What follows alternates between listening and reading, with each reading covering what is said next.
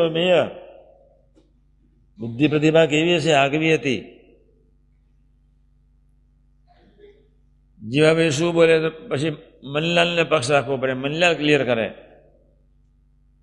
મુસ્લિમો બેસાડે જમાડે, સાથ આપે, વોટ મારે જવું ન પડે. બહુ બુદ્ધિશાળી માણસ, વિવેકી, સાઉન્ડ વિવેકી. કોની જોડે કેમ બોલવું ખ્યાલ આવે. આ તો આપણા જીવનનો ધ્યેય સ્પષ્ટ નથી એટલે બોલવામાં ગડબડ થઈ જાય છે. ડાપણથી બોલાઈ જાય, હેતથી બોલાઈ જાય, વધારે પડતું બોલાઈ જાય, અતિરક્તથી બોલાઈ જાય, ઉદાસીનતાથી બોલાઈ જાય, બેચેનીથી બોલાઈ જાય, વેગમાં બોલાઈ જવાય, આનંદમાં બોલાઈ જવાય, અતિ પ્રેમથી બોલાઈ જવાય. ધ્યેય નક્કી નથી. ડેસ્ટિનેશન ખૂબ ક્લિયર હોવું જોઈએ. સ્વામીએ એમને 2-5 વાર ટોક્યા, બસ બાહુ કરતા જ થોડા સૂચન કર્યા. પછી તો એને સેવવાના જ હોય, એને સંભાળવાના જ હોય, એના ગમતા વર્તી જવાનું. જય સ્વામિનારાયણ, પૂરું થઈ ગયું. મનમાં અરુચિ પેદા થાય જ, મનમાં અભાવ આવે જ, મનમાં રાગ ઊભા થાય જ, મનમાં બેચેની થાય જ, મનમાં ઉદાસીનતા આવે જ, બધું જ આવે. પણ નક્કી કઈ નાખ્યું છે કે બધાને બાજુમાં રાખીને તને જ રાજી કરવાનું. તું ઉદાસ થાને, મનને કહી દીધેલું તારે ઉદાસ થવાનું છે. તારે જેટલું થવું એટલું થજે. મનને કહી દીધેલું કે તારે જેટલું ન તારે જેટલો વિરોધ કરેલો કરજે. આ પુરુષની આજ્ઞા પહેલી ને પછી તું નક્કી કરી નાખ્યું હતું, નક્કી ગાંઠ વારેલી હતી. એકદમ કઈ નિર્દોષ થઈ જતા છે એમ.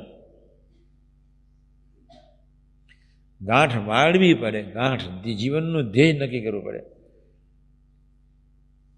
મેં ના કહ્યું આટલા ભજનીક, આટલા સ્વાધ્યાયી, બંને ભાઈ આત્મીય નથી, ડેસ્ટિનેશન ક્લિયર નથી. એટલે મારા જીવનનું ડેસ્ટિનેશન ક્લિયર હોય તો મને કોઈ મૂંઝવણ, દર્દ, તકલીફ, રોગ નડી શકે નહીં. મારા જીવનનું ડેસ્ટિનેશન ક્લિયર હોય તો દરેક વ્યક્તિ કોઈક વૃત્તિને આધીન જીવે છે. પછી રાશિ હોય, તામસી હોય કે સાત્વિક હોય. નસીબદાર એટલા છે કે સૂઝ પડે છે એટલો. નસીબદાર એટલા છે કે અક્ષર પુરુષોત્તમ સનાતન અર્ચી માર્ગના પાથે બન્યા છે. બસ પથિકો એટલે આપણને કંઈ ખબર છે. બસ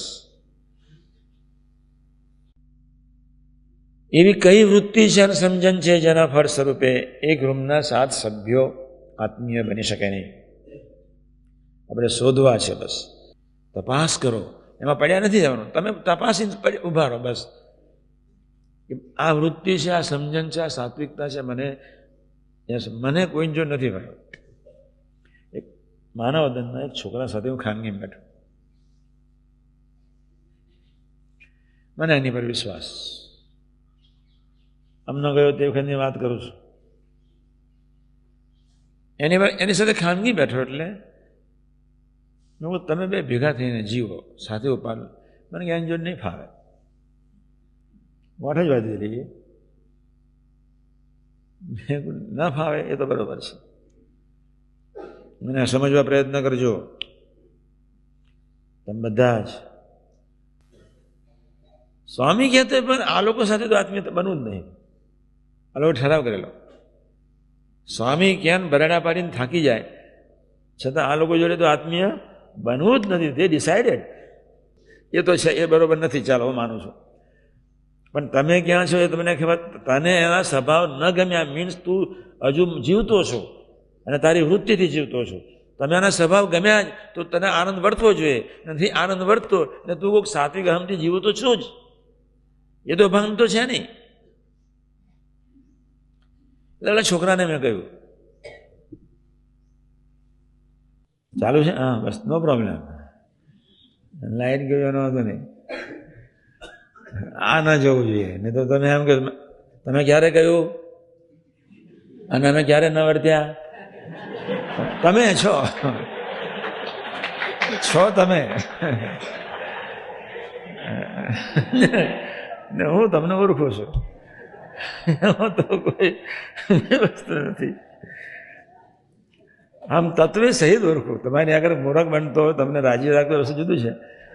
ઓળખું તો તત્વે સહિત યથાવત.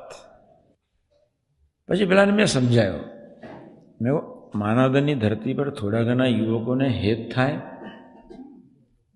થોડા ઘણા તમારાથી નજીક આવે, અને એટલા માટે તમે બે આત્મીય થાવ.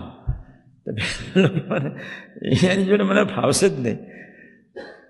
એને પકડી જાયેલી, એને ગાંઠ જ વારેલી. પછી મેં કહું શું કરીશું ને ફાવે તો તું કે તમે કહો એમ. લે પાછું આવ્યું. હું તો એટલો બધો હસ્યો.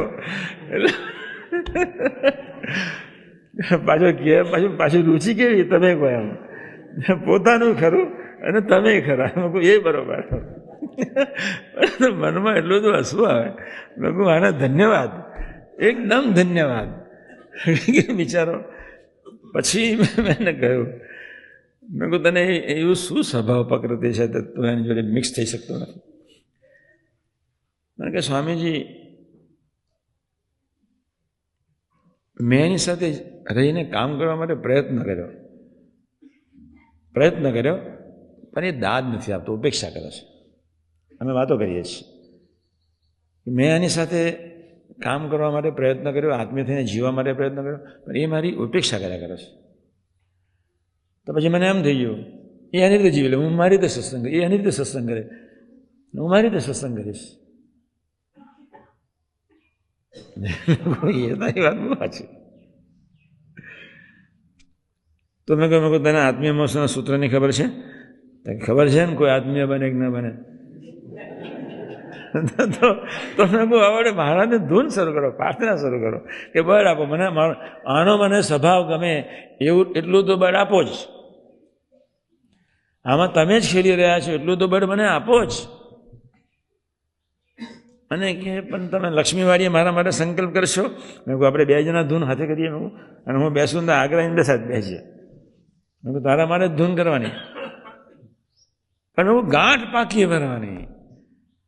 કોઈ આત્મીય બને કે ન બને, તમારે સામેથી એની સાથે આત્મીય બનવાનું છે. તમારે એને સામેથી સ્વીકારવાનો છે.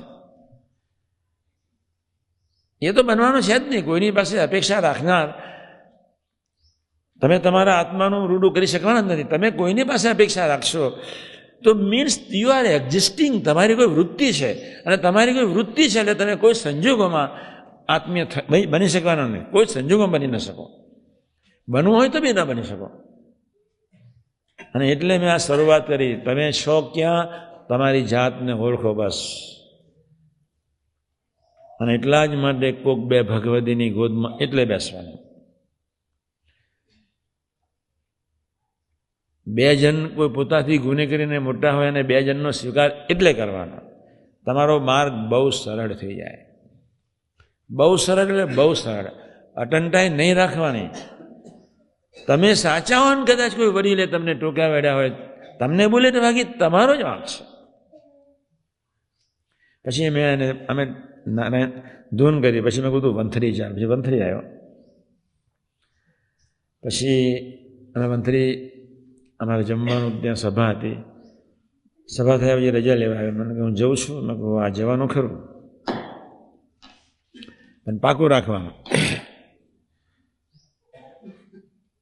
મળવાનું 1, એનું સૂચન સ્વીકારવા પ્રયત્ન કરવાનો 2, અને એ સૂચન કરે અને છતાંય તારા ભેજામાં ન બેસો તો મોટા સાહેબ મળીને ખુલ્લા દિલની વાતો કરી લેવાય. આજ મોટા સાહેબ સાથે બેસીને ખુલ્લા દિલની વાત ન કરી શકો તો હું તો નવરો જ છું. આત્મીય માણસો પછી હવે અહીંયા જ છું. ખાનગીવાળાને કોઈ પ્રોબ્લેમ રહેશે જ નહીં. બેસીને બધાને મળશે ને કરીશું, આનંદ કરીશું બસ. હવે તો શિબિરમાં જવાનું, પાછા આવવાનું. સહજાન પ્રદેશ યસ, કાકાજી પ્રદેશ યસ, જઈને પાછા જવાનું. 80 પેલા ગામડા, પેલાના 200 ગામડા હોય. 200 ગામડામાંથી 10, 5-7 સેન્ટરોમાં શિબિરો કરીને પાછું પૂરું થઈ ગયું.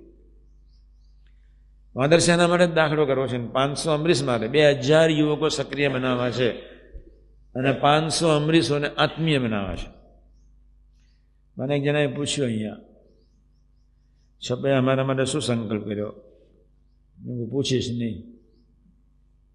અને કોને છપાયા શું સંકલ્પ કર્યો? હું કાલ સવારે સભામાં જ કહીશ. સંતો જલ્દી મરી જાય એક, પહેલો સંકલ્પ. અમરીશો આત્મીય થાય બે, અને યુવકો સિંહ થાય ત્રણ. આ ત્રણ સંકલ્પ. યુવકો સિંહ થવા જોઈએ, અમરીશો આત્મીય થવા જોઈએ, અને સંતો જલ્દી મરી જવા જોઈએ. કોટી કલ્પથી મન ધાર્યું કરતા આવ્યા છે, એને મળતા કેટલી વાર લાગશે? ગુણાતીત સ્વામીએ લખી નાખ્યું, બાપરે બાપ પસીનો થઈ જાય એવું લખ્યું. કેટલા કલ્પથી ગુણાતીત સાહેબ ભાંગ નહીં પીધી, ચરસ પીધો છે. કોટી કલ્પથી જીવ મન ધાર્યું કરતો જ આવ્યો છે, કોટી કલ્પથી. 2-4 કલ્પથી નહીં, કોટી કલ્પથી. અને એક વાતમાં તો એવું એટલું નહીં, એથી વિશેષ એમ, એથી વધારે વર્ષોથી મન ધાર્યું કરતો. એક વાતમાં તો એવું લખી નાખ્યું ગુણાદાન સાહેબ વાત. જ્યારે હું તો 14 પગર વાંચતો ને, બહુ વાંચતો. વતનાથ જેટલું નહીં વાંચેલું, એટલી વાતો વાંચેલી. 14 પગરની વાતો, 18 પગરણ. મેં તો બધા ઘણી જ્યાંથી વાતો મળી, અઢી ચેપ્ટરની વાત મળી, 3 પકરણની વાત મળી, 5 પકરણની વાત મળી, 7 પકરણની મળી, પછી 16 પકરણની મળી, પછી 14, બધી વાતો શોધી. વાતો ગુણાદાન સાહેબની વાતો તો વાંચો જ. રાજકોટથી 2 પુસ્તક લઈ આવેલો અજય સાહેબની ઘેરથી, એટલી 2 જુદી જુદી. મેં એ સાકાર રૂમની પડાવવાની બસ.